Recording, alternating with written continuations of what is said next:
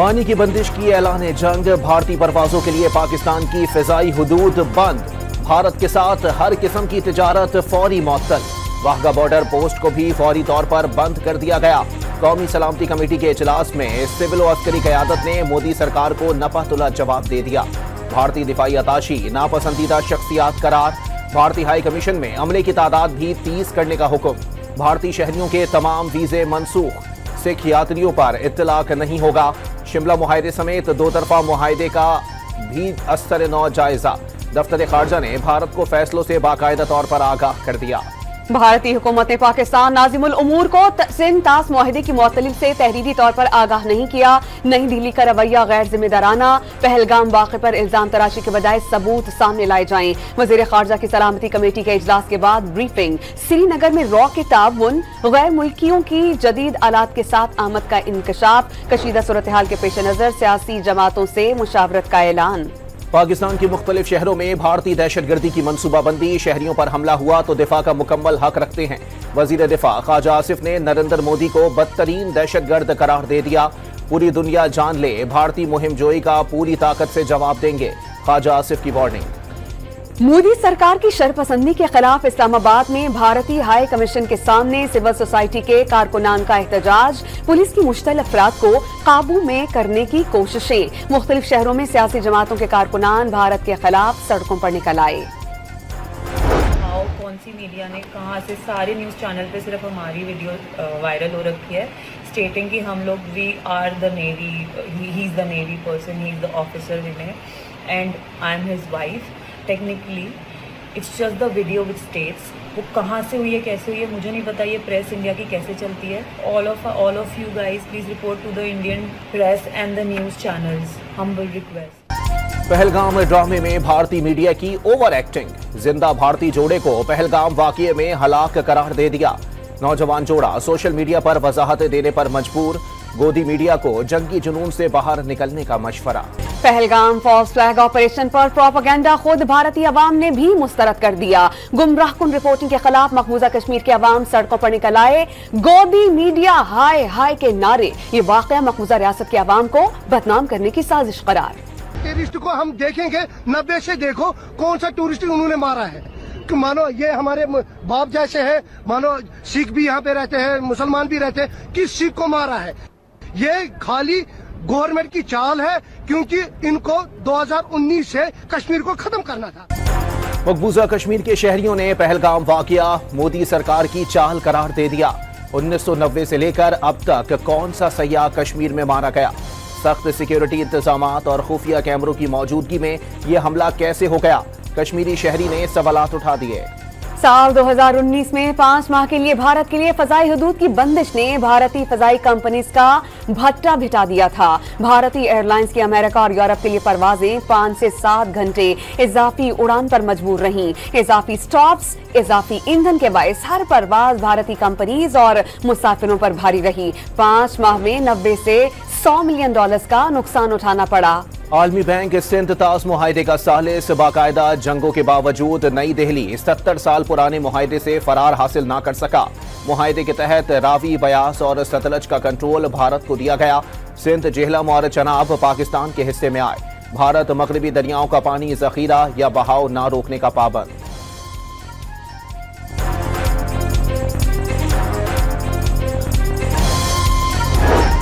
Pahalgam false flag operation बेनकाब होने पर भारत का नया ड्रामा तैयार। भारत की जेलों में बेगुनाह कैद 56 पाकिस्तानियों को मज़मूम मकासद के लिए इस्तेमाल करने के खदशात। कैदियों को पाकिस्तान मुखालिफ बयानात और जाली मुकाबलों में शहीद करके दहशतगर्द साबित करने का अंदेशा। माजी में जिया मुस्तफा और मोहम्मद अली हसन नामी कैदी भी इन्हीं भारतीय हथकंडों की भेंट चढ़ चुके। तहरीक इंसाफ का कौम और पाक अफवाज के साथ मुत्तहिद और यकजबान खड़े होने का ऐलान। सिंध तास मुआहदा कानूनी तौर पर मुअत्तल करना मुमकिन नहीं। चेयरमैन तहरीक इंसाफ बैरिस्टर गौहर ने सिंध तास मुआहदे पर अमल से इनकार नाकाबिले अमल करार दे दिया।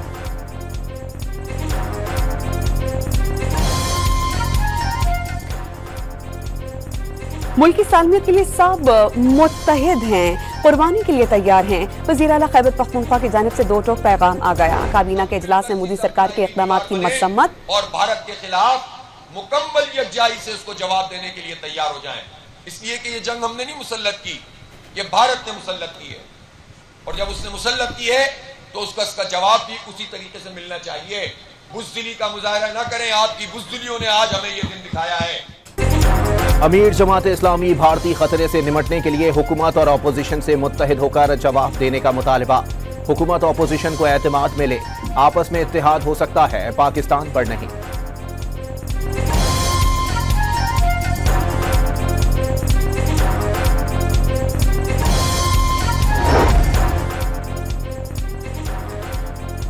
सिंध के सीनियर वजीर शर्जील इनाम मेमन ने सिंध-तास मुआहदे की मुअत्तली को खुली जारियत और खित्ते के अमन के लिए संगीन खतरा करार दे दिया। भारत को अमन सबोताज करने से बाज रहने का मशवरा।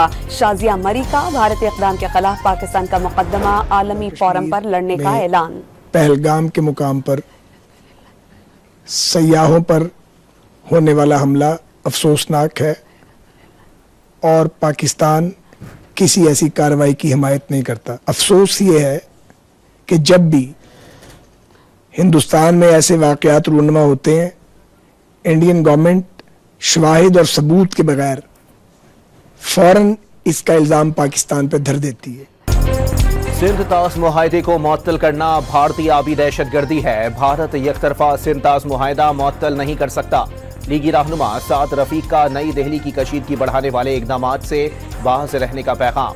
पाक सरजमीन के चप्पे चप्पे की हिफाजत करना कौम खूब जानती है, वक्त आने पर जैसे को तैसा जवाब देंगे। शेख रशीद पुराज़म।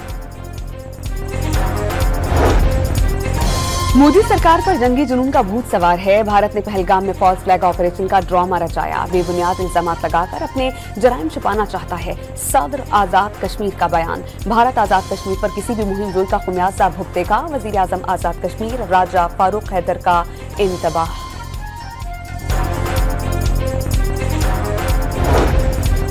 सिंध-तास मुआहदा मुअत्तल करने के लिए पहलगाम वाक़ये का ड्रामा रचाया। मुशाहिद हुसैन सैयद का बयान, वक्फ कानून के खिलाफ एहतजाज से तवज्जो हटाने के लिए भारत इश्तियाल अंगेजी कर सकता है। साबिक सफीर अब्दुल बासित ने खबरदार कर दिया।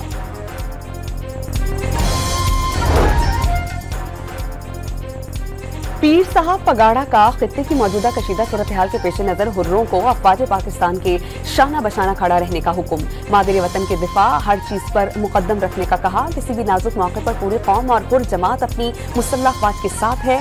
पीर साहब पगाड़ा का बयान।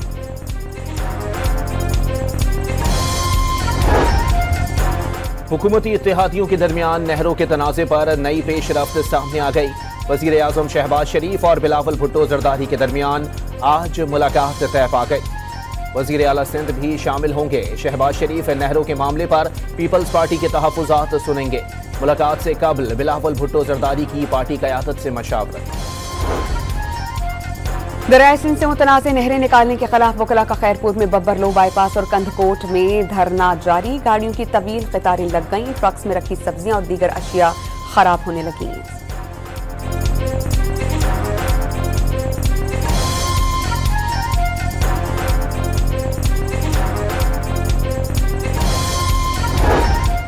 केनाल मंसूबे के खिलाफ सिंध हाई कोर्ट में वकला की हड़ताल। तमाम दाखिली रास्ते बंद कर दिए। साइलिन को मुश्किलात का सामना। Karachi export processing zone gate के सामने भी धरना। अतराफ में बदतरीन ट्रैफिक जाम।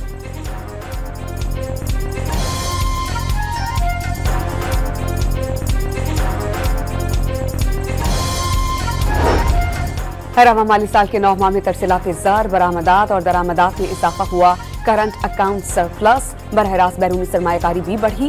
वजारत खजाना की माहाना आउटलुक रिपोर्ट जारी। बजट और ईद उल अजहा से काबिल महंगाई की शरह में इजाफे की पेशगोई।